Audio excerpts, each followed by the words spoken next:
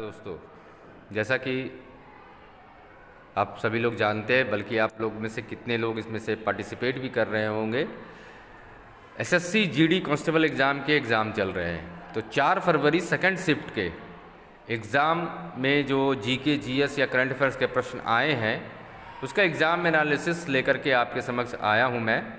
Answer की है ये वीडियो, इम्पॉर्टेंट है, अंत तक देखिएगा। चलिए स्टार्ट करते हैं।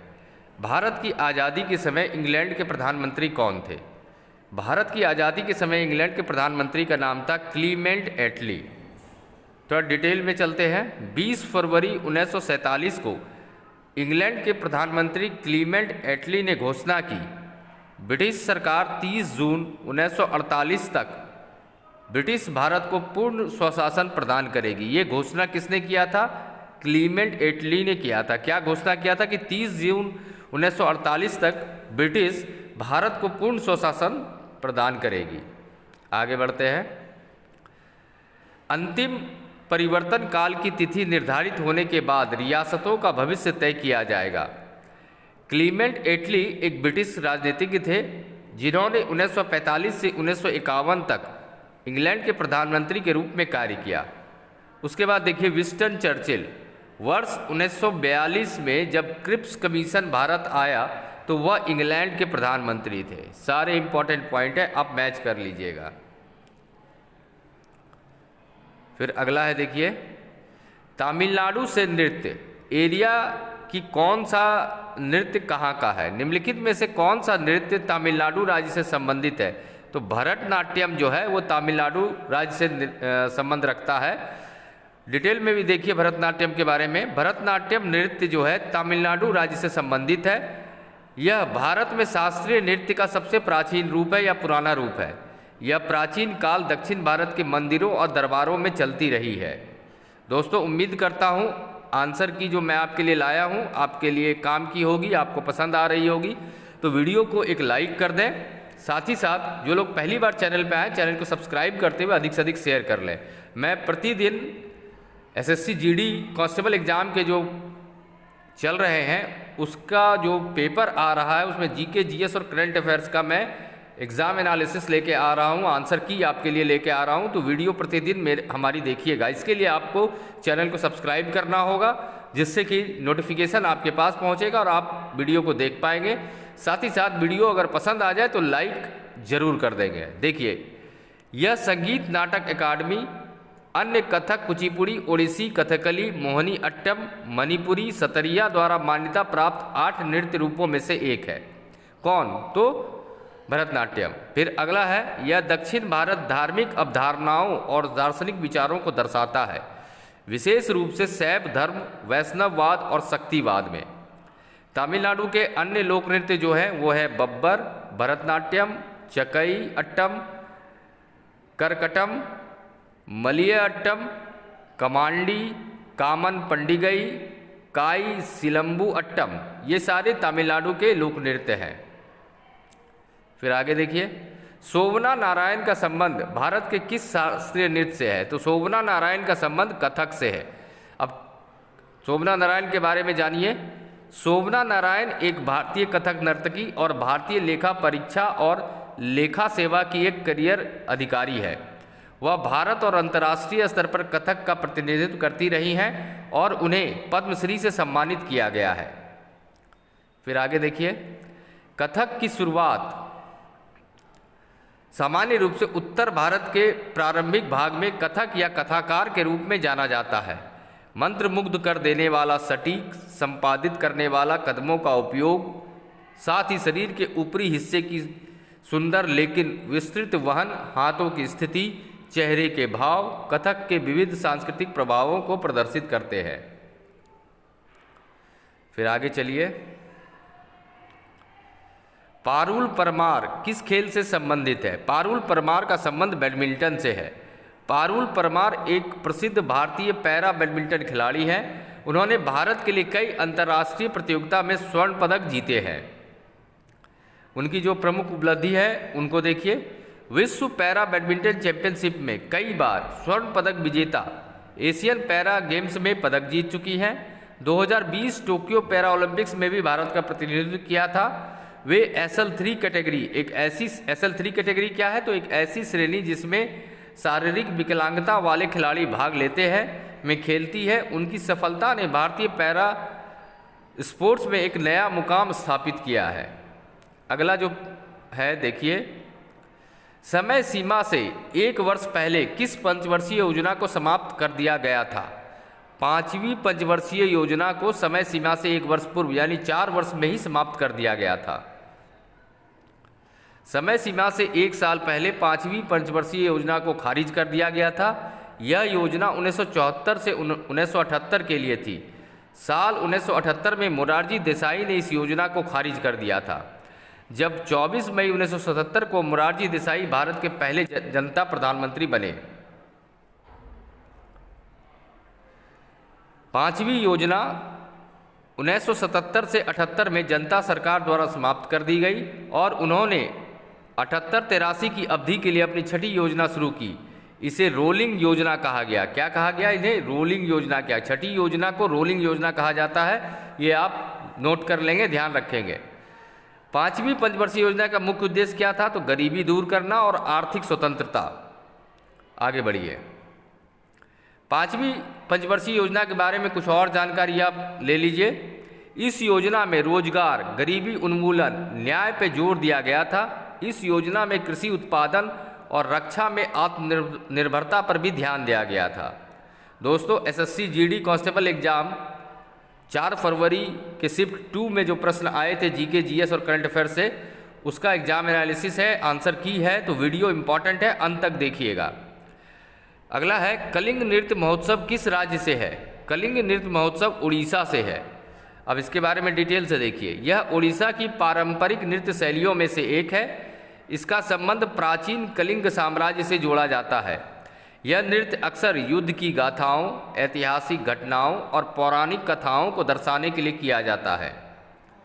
उड़ीसा के अन्य प्रसिद्ध नृत्य रूपों में ओडिसी नृत्य, गोटीपुआ, महरी नृत्य भी शामिल है।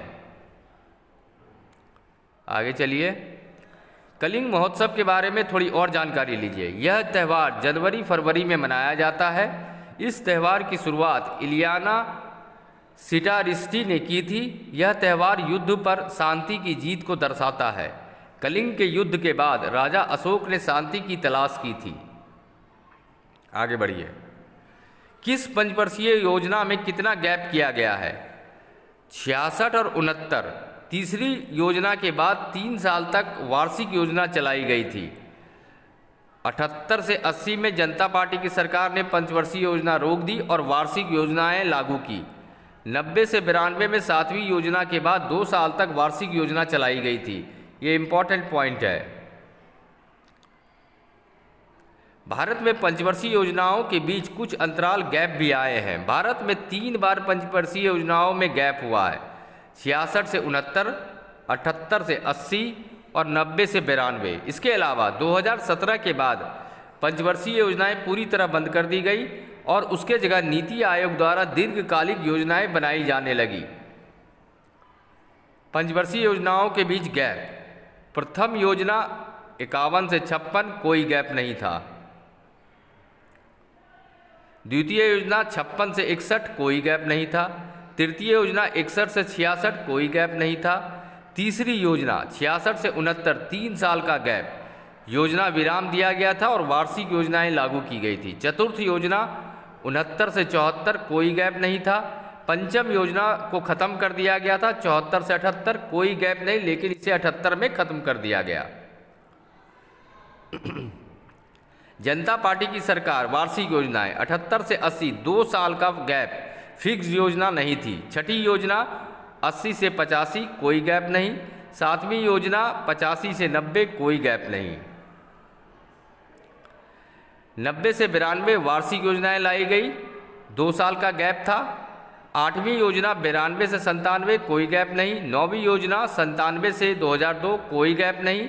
10वीं योजना 2002 से 2007, कोई गैप नहीं।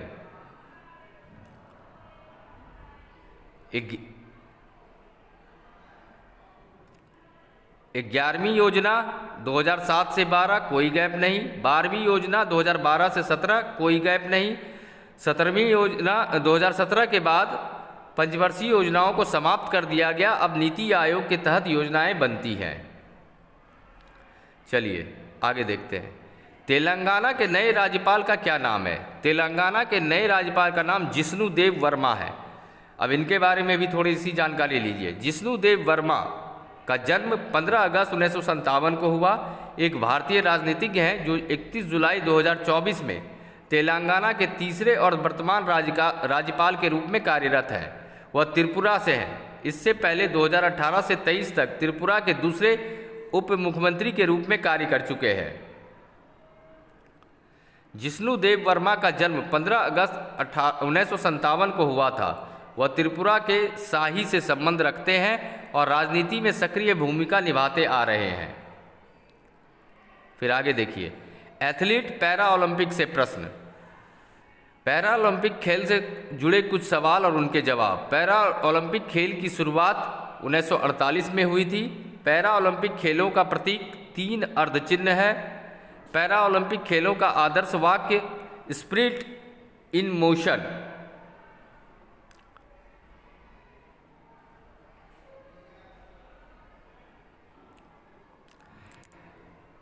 पैरा ओलंपिक खेल में स्वर्ण पदक जीतने वाले भारतीय एथलीट मुरलीकांत पेटकर थे, पहले भारतीय थे। पैरा ओलंपिक में 2 स्वर्ण पदक जीतने वाले भारत के पहले खिलाड़ी बने देवेंद्र झाझरिया। पैरा ओलंपिक में पदक जीतने वाली पहली भारतीय महिला जो बनी उनका नाम है दीपा मलिक।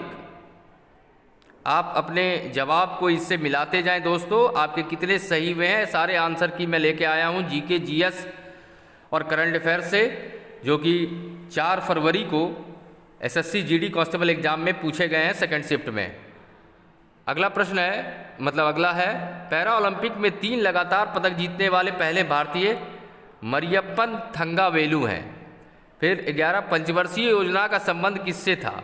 पंचवर्षीय योजना का संबंध भारत के आर्थिक और सामाजिक विकास से था। पंचवर्षीय योजना का संबंध भारत के आर्थिक और सामाजिक विकास से था। इसे सोवियत संघ की योजना प्रणाली से प्रेरित होकर अपनाया गया था।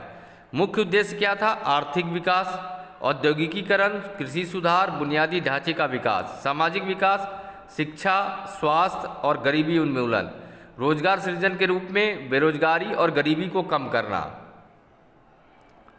आर्थिक स्थिरता, महंगाई को नियंत्रित करना, स्वतंत्रता के बाद आर्थिक आत्मनिर्भरता।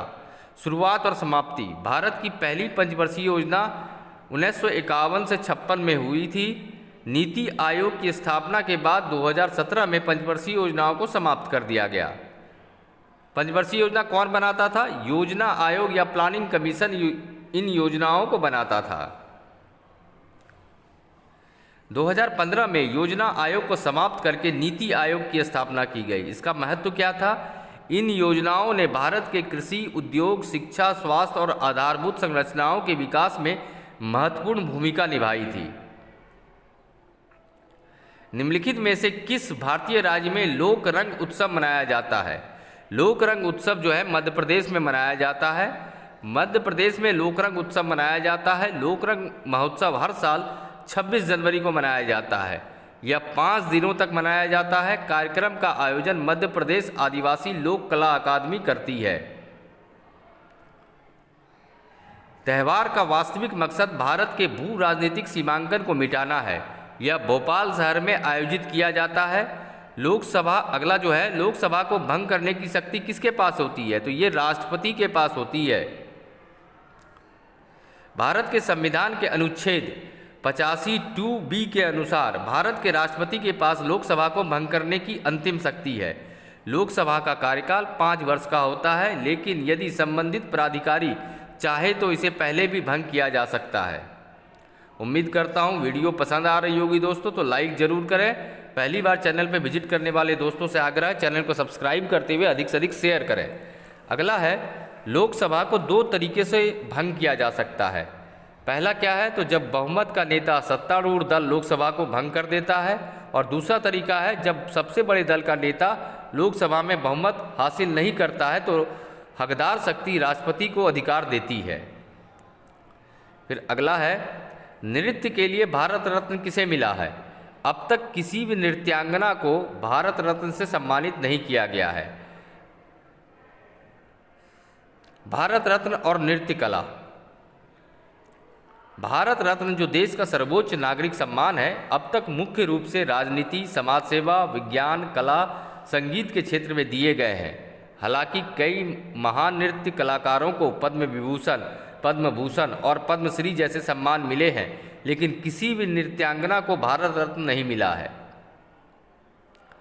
कुछ प्रसिद्ध नृत्यांगना जिन्हें अन्य बड़े सम्मान मिले: रुक्मणी देवी अरुंडेल, ये भरतनाट्यम की थी, इन्हें पद्म भूषण 1956 में मिला है।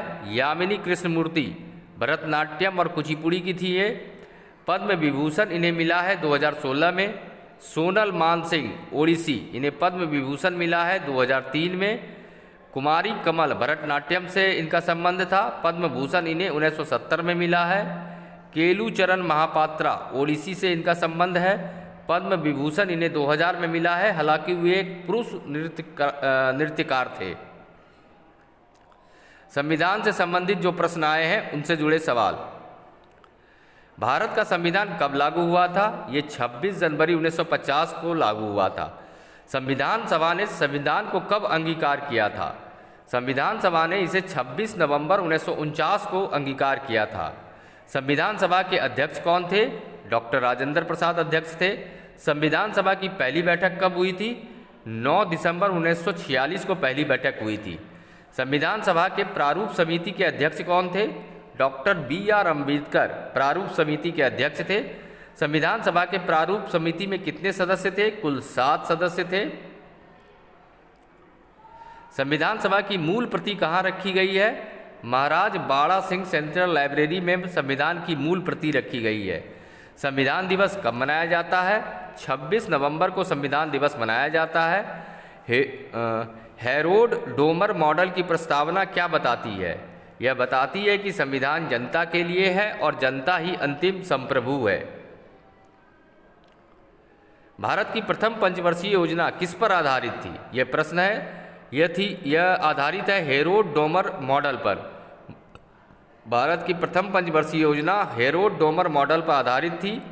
अब इसके बारे में थोड़ा सा डिटेल देखते हैं। यह जवाहरलाल नेहरू के नेतृत्व में 1951 से 1956 की अवधि के लिए शुरू किया गया था।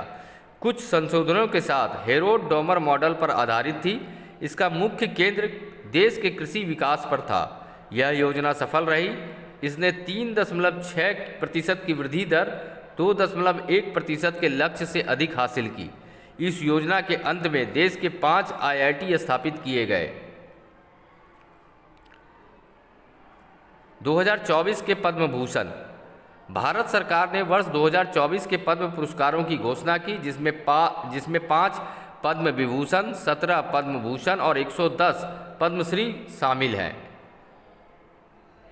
पद्म भूषण से सम्मानित व्यक्तियों की सूची इस प्रकार है: सुश्री M फातिमा बीवी मरणोपरांत, जो कि केरल राज्य से है, इन्हें सार्वजनिक कार्य के लिए मिला है। श्री होमोर्सी जी N कामा, महाराष्ट्र से है इनका संबंध। साहित्य और शिक्षा और पत्रकारिता इनका क्षेत्र रहा है। श्री मिथुन चक्रवर्ती पश्चिम बंगाल के हैं, इनका क्षेत्र कला और अभिनय रहा है। श्री सीताराम जिंदल कर्नाटक राज्य से संबंध रखते हैं, व्यापार और उद्योग इनका क्षेत्र रहा है। श्री यंग लियू, इनका जन्मस्थान चीन है और क्षेत्र सार्वजनिक कार्य रहा है। श्री अश्वनी दानी, इनका राज्य जो है महाराष्ट्र से आते हैं ये, और क्षेत्र इनका व्यापार और उद्योग रहा है। फिर अगला है श्री उस्ताद तौफिक कुरैशी। अगले जो हैं श्री SL भैरपा, इनका ये कर्नाटक से हैं और इनका क्षेत्र साहित्य और शिक्षा रहा है। श्री SM कृष्णा, ये कर्नाटक से हैं, इनका क्षेत्र सार्वजनिक कार्य रहा है। फिर अगले हैं श्री SP बालासुब्रमण्यम, इन्हें मरणोपरांत यह उपलब्धि मिली है, कर्नाटक से बिलोंग करते हैं ये, क्षेत्र इनका कला और संगीत रहा है। फिर अगले हैं श्री उस्ताद राशिद खान, उत्तर प्रदेश इनका से बिलोंग करते हैं ये, कला और संगीत इनका क्षेत्र रहा है। श्री SM जमीर नागालैंड से हैं, सार्वजनिक कार्य इनका क्षेत्र रहा है। फिर अगले हैं SN सुब्बा राव, मरणोपरांत इन्हें मिला है ये, मध्य प्रदेश से है ये, सामाजिक कार्य इनका क्षेत्र है। श्री SM राजमौली तेलंगाना के हैं ये, कला और फिल्म निर्देशन इनका क्षेत्र रहा है। श्री एस वेंकटरमन तमिलनाडु से हैं, विज्ञान और इंजीनियरिंग इनका क्षेत्र है। श्री एस वेंकटेश्वरन केरल इनका क्षेत्र है, चिकित्सा से इनका क्षेत्र है। श्री एस वेंकटेश्वरलू आंध्र प्रदेश इनका क्षेत्र है, साहित्य और शिक्षा से संबंध रखते हैं। रसायन विज्ञान से पूछा गया था, एथेनिक श्रेणी। भारत में तीसरी पंचवर्षीय योजना का मुख्य उद्देश्य क्या था? भारत में तीसरी पंचवर्षीय योजना का मुख्य उद्देश्य स्वतंत्र अर्थव्यवस्था था। दोस्तों, उम्मीद करता हूँ वीडियो पसंद आ रही हो तो एक लाइक जरूर कर देंगे। जो लोग पहली बार चैनल पे आए सब्सक्राइब करते हुए अपने दोस्तों को भी शेयर करेंगे। एसएससी जीडी 4 फरवरी की ये आंसर की है, एग्ज़ाम एनालिसिस है कांस्टेबल एग्ज़ाम के, एसएससी जीडी कांस्टेबल एग्ज़ाम के, तो वीडियो इम्पॉर्टेंट है। अगला है तीसरी पंचवर्षीय योजना का मुख्य उद्देश्य कृषि पर जोर देना और गेहूं उत्पादन में सुधार करना था। यह 1961 से 66 की अवधि के लिए बनाया गया था। यह 1961 से 66 की अवधि के लिए बनाया गया था। इस योजना का मुख्य लक्ष्य अर्थव्यवस्था को स्वतंत्र बनाना, टेक ऑफ की आत्मसक्रिय स्थिति तक पहुंचना था। चीन युद्ध के कारण यह योजना 5.6 की वृद्धि दर हासिल नहीं कर सकी थी। दोस्तों, अंत तक वीडियो देखने के लिए धन्यवाद।